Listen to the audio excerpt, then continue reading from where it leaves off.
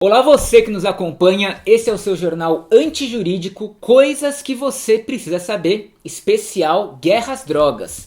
É óbvio que esse programa não vai esgotar o assunto guerra às drogas, mas vai te fazer refletir sobre várias coisas.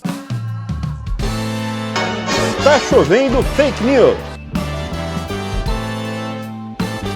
Princesa do Closer vai voltar pra acordar Bela Adormecida com um beijo gay. Primeiro que eu não sou de me apaixonar por pessoas.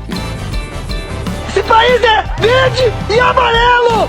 A primeira coisa que você precisa saber é que a gente segue uma lógica de guerra às drogas completamente equivocada. Primeiro que só chamar guerra já mostra que tem alguma coisa bem errada na forma como a gente está encarando essa questão. E segundo, que é uma guerra completamente ineficiente. E isso porque no mundo todo existe uma tendência que é a seguinte: se você prender uma grande quantidade de estupradores, por exemplo, a quantidade de estupros cai. A violência real cai. Só que isso não se aplica às drogas.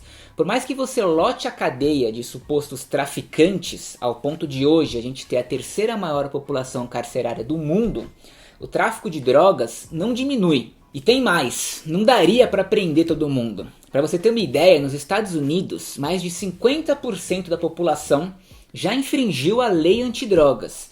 Então quando você tem uma lei que é desrespeitada nessa magnitude, é óbvio que não vai dar para aplicar ela contra todas as pessoas. Você iria explodir o sistema da noite para o dia. É por isso que a justiça criminal age através da seletividade penal. Ela corre atrás somente de quem tem menos condições de resistir, reagir e apelar. Ou seja, jovens, pobres e negros. Para entender melhor isso, eu recomendo o programa Excrescentíssimos. Olha só que loucura, mesmo sendo ineficaz, as pessoas seguem apostando na guerra às drogas para acabar com a violência e se sentirem mais seguras. Mas ninguém se questiona o que de fato as torna mais seguras, o que é uma parada muito irônica. Porque, por exemplo, de novo, a gente sabe que hoje no Brasil existe uma verdadeira pandemia de violência íntima, violência doméstica contra as mulheres. E mesmo assim, a família ainda é considerada e encarada como um lugar seguro, um refúgio. A ameaça à nossa segurança é sempre vendida como algo que vem de fora, de longe, lá das favelas, lá da periferia. Todo o nosso discurso sobre criminalidade e combate à violência é completamente sem noção.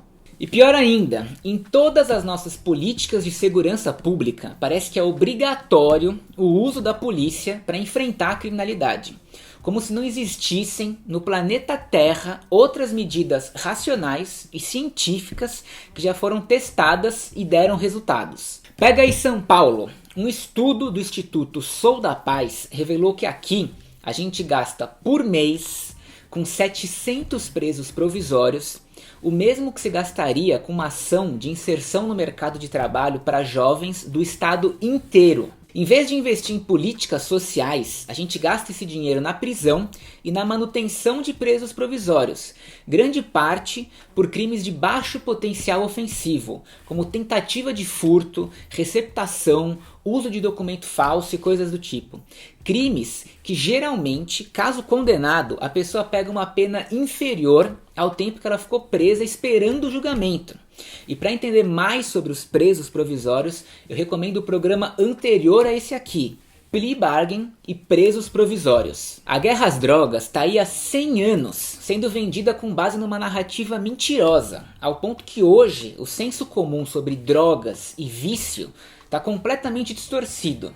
A própria ONU, que já encabeçou a guerra às drogas por muitos anos, publicou relatórios confirmando que apenas 10% dos usuários de drogas desenvolvem algum tipo de problema com a substância. Isso significa que a vasta maioria da população que se envolve com drogas não se vicia. Esses mesmos relatórios mostram que 90% das pessoas que usam drogas estão em casa, ou estão na casa de amigos, numa boa. O uso de drogas de forma experimental e ocasional é de longe o mais comum, e o uso compulsivo e doentio é o mais raro. mas a gente só vê e só fica sabendo a respeito dos 10% que são viciados e acabam nas ruas. Esses 10% são vendidos pra gente como se fossem os 100%. É como se a única imagem que você tivesse do álcool fosse um morador de rua bêbado na Álcoolândia, no centro de São Paulo. E antes que você se pergunte, mas por que então que não existe uma Álcoolândia no centro de São Paulo? Lembre-se, a Álcoolândia existe, ela é São Paulo. E isso tem a ver com o que eu já falei em outro programa, Direito Penal do Inimigo, sobre a pesquisa nacional da Fiocruz a respeito do uso de drogas pela população brasileira, que apontava justamente que não há uma epidemia de crack, cocaína e maconha no Brasil, e sim de álcool.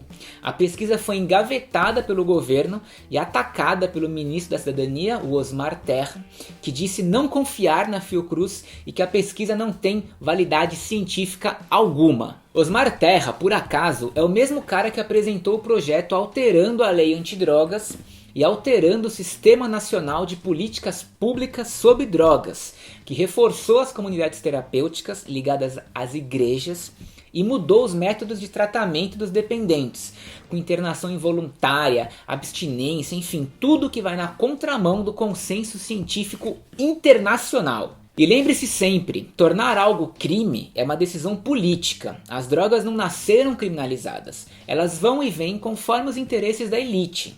Como foi com o álcool nos Estados Unidos durante a Lei Seca, que foi criminalizado, criando um mercado ilegal que durou mais de 10 anos. Até ser legalizado de novo em 1933, porque o Franklin Roosevelt precisava de novas fontes de arrecadação de impostos. E por fim, o resumo da ópera é o seguinte: você precisa entender que legalizar as drogas não é uma escolha radical.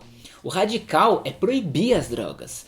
O radical é esse experimento de mais de um século de tentar erradicar uma planta do planeta inteiro e impedir que as pessoas fiquem chapadas porque uma lei diz que não pode. Isso é que é o extremo. Pior é que teve até ministro do STF-se fazendo campanha para subir na carreira, gravando vídeos em operações policiais cortando pés de maconha no Paraguai e prometendo erradicar a maconha da América Latina, que é a definição completa de um lunático. Para fechar, deixo aqui a dica de um curta-metragem que acabou de ser lançado pela Plataforma Brasileira de Política de Drogas, chamado Estado de Proibição. Vou deixar o link na descrição, já está no YouTube completo. É sobre mães que desafiam a lei para conseguir maconha para o tratamento de doenças dos seus filhos. E também tem o relato de mães que perderam os filhos para a guerra às drogas. Se liga só nesse trechinho. O major, o tenente, fica só no gabinete dando ordem. Quem vai para a linha de frente é o soldado. Que é o PM, que entra na favela para matar o irmão dele e acaba sendo assassinado também. A camada que vai para o morro reprimir, eu chamo eles de capitão do mato.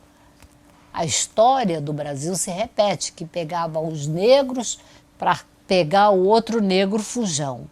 E aí botava no tronco e batia. Então o Estado mata os dois, de uma mesma forma.